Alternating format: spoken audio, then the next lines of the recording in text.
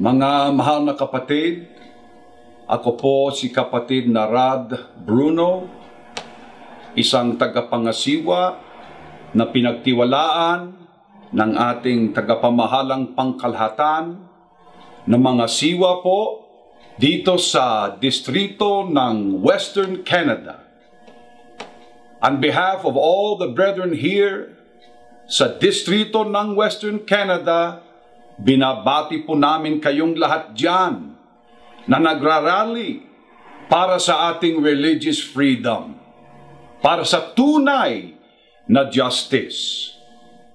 Kahit po malayo po kami sa inyo, please rest assured, we are united in spirit, we are united in heart, and above all, nagkakaisa po kami sa pananampalataya at sa ating pinakamamahal na kapatid na Eduardo B. Manalo, ang ating tagapamahalang pangkalahatan.